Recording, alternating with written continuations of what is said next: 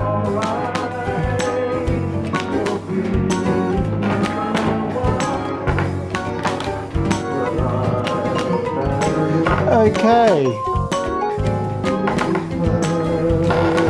And how are all my YouTube friends? This is Manic Magic, and I'm here just to do an introduction of some of the ideas I have in relation to acrylic paints.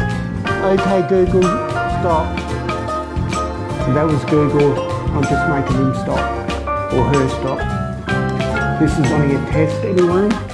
So this is a lazy Susan I use for a lot of my paintings, because a lot of my paintings are 3D, layer upon layer upon layer.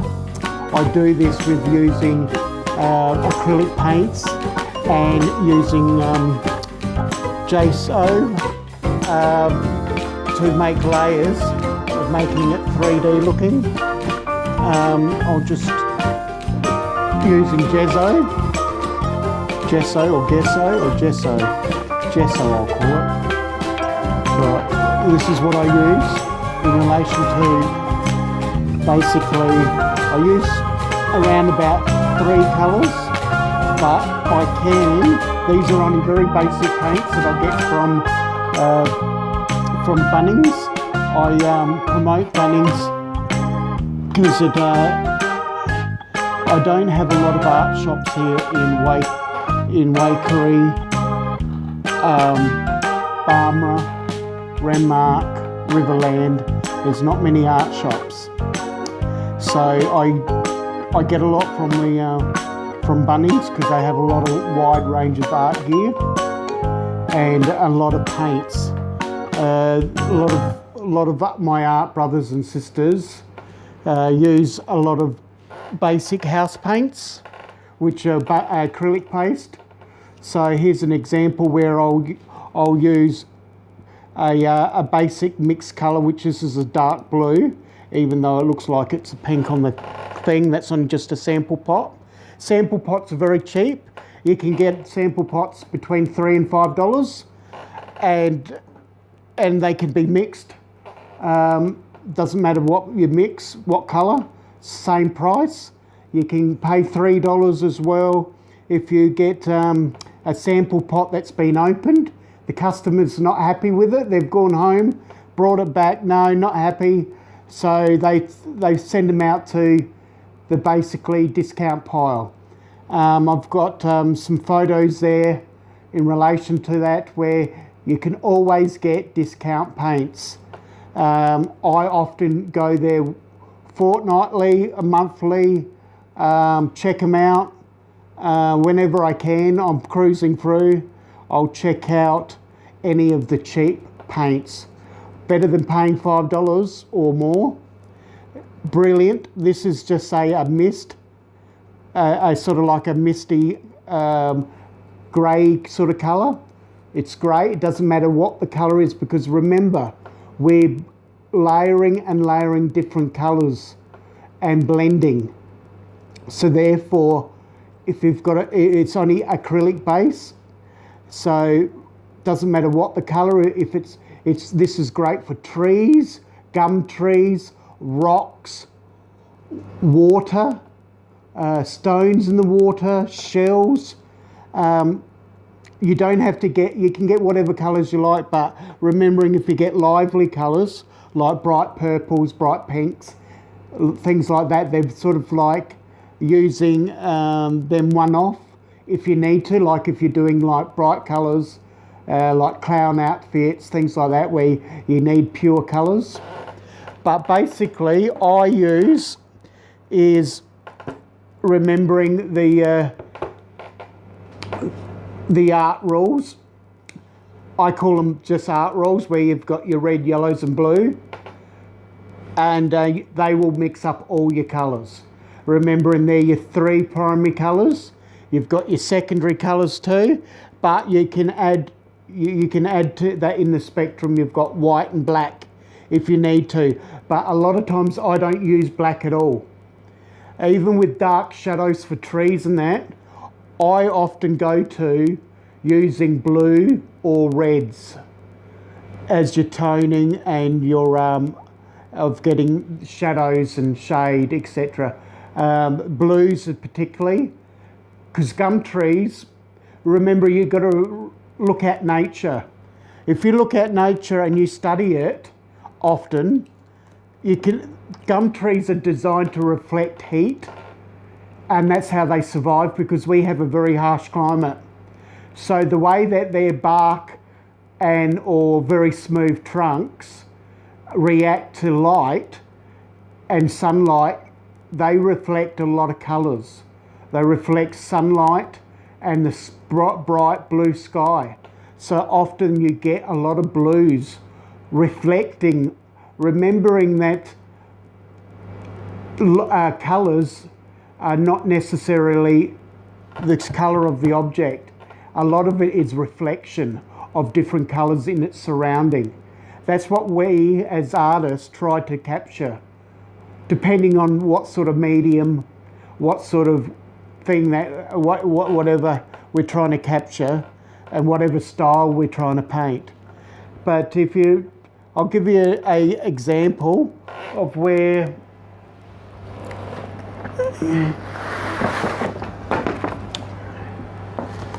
this is just a very quick basic painting I did. When I say quick, it took me about 15 hours straight. But this is just built up with colours over colours over colours, and using gesso. And how gesso works, which I have some here, is basically this is a medium that we use for building up. You can use that in a thick form of building up the trunks for texture. But you use this as layer upon layer and adding colour.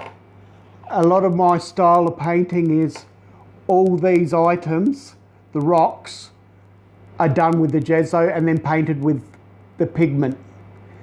Then you can, and if you do it thin enough, it can actually do the sun rays, and you're using it how the texture is to form the bright rays early hours of the morning. And that's what I've tried to capture. I've used it into blending in the sky. I've used it on the trunks to get texture. I've used it in the leaves of the trees. It makes the pictures more 3D. I've then done a secondary using this to paint the grasses. So hence I'm actually painting the grasses probably mostly 3, 4, 5, 6, 7, 8, 9, up to 10 times to get the layers, and that's why they stand out. As you see, I hope you can see that quite well.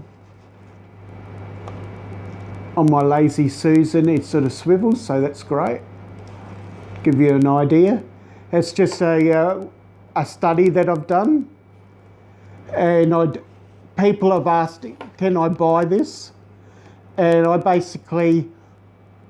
I'm not done with it yet.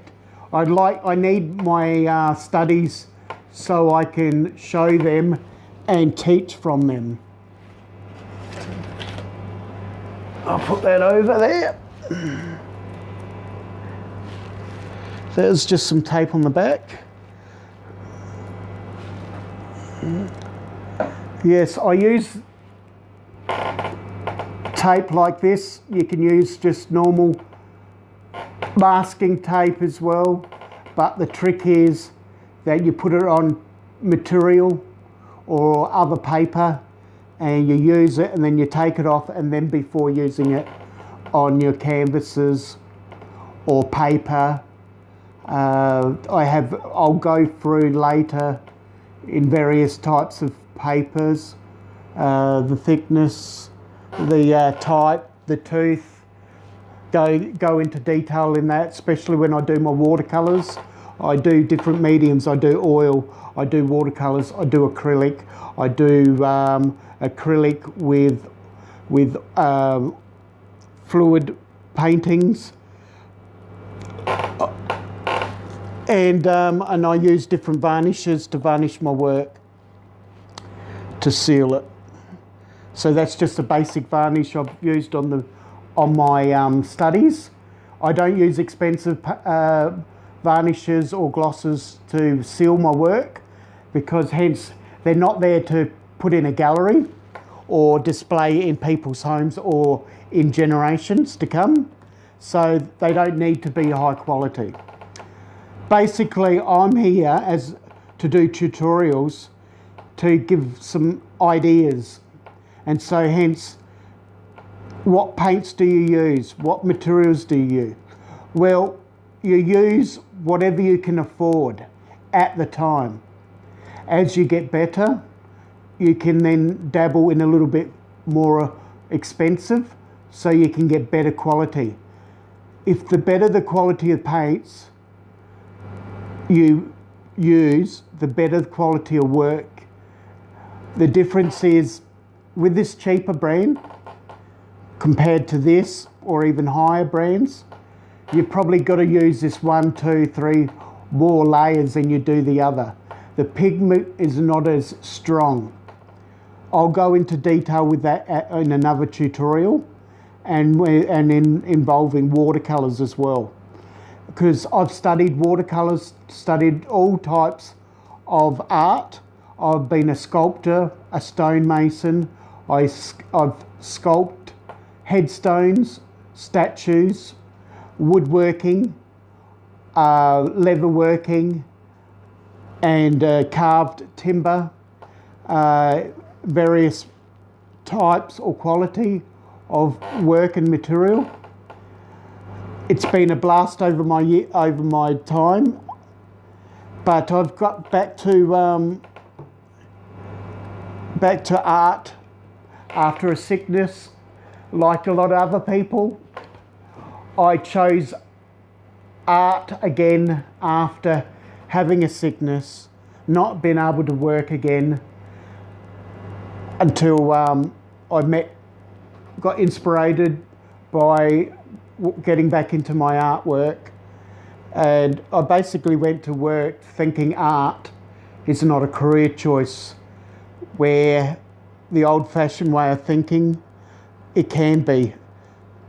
With YouTube today, if I make it big, I may be able to make some dollars, but I'm not here to do that.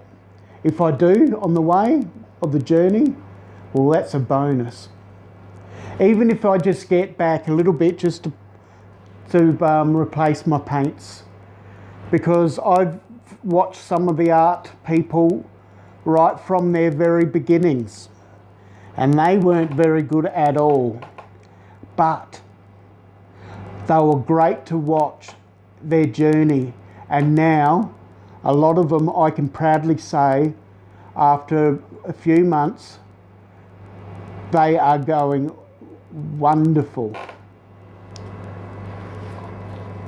Like I said, this is just a test. These are just studies. This is a study on acrylics.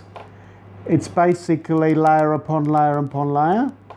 I can add to this. This is not quite finished. It's just trying to do cars and buildings, a little bit of sky work there, basically on dusk, and trees, using the same principle. I basically just use these basic colours. These are done in the cheap paints. These are so cheap, they're about $2 to $3 a tube. They're brilliant for what you pay.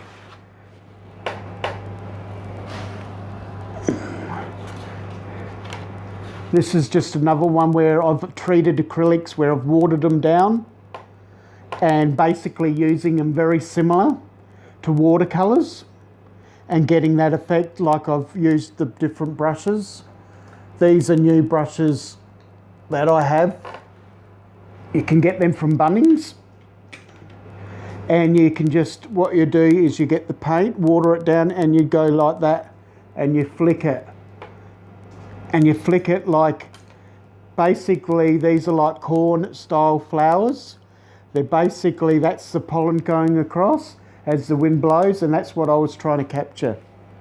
And I think you can see my dog in the shot, but that's wonderful because we artists and drone people, we love our dogs. What do you want to do? You want to go outside, sweetie? Yeah, I'm talking to the camera right now. Are you lovely? Yeah, I made sure we got plenty of space there so we can see our doggy every now and then, because I watch a lot of YouTube pictures and I know that people with their dogs, they get really good hits. So I'll let her out. She's a beautiful dog. Come on, sweetie. Wait.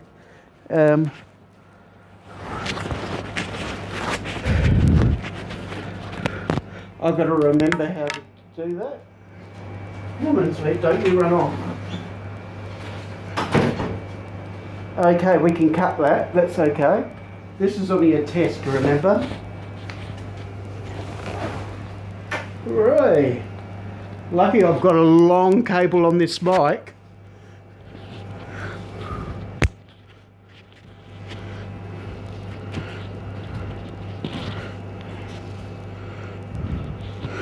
I'm going to do this the old-fashioned way and just splice it all together so I can get some nice content. Now, just take my glasses off so I can see if I've got everything in the shot. That's brilliant. This is working very, very well. You can't quite see my face at the moment, but that's okay. I'll do an introduction just at the start. Like I said, one bit at a time. All right, so they're cornflowers, and that's just the pollen in the breeze.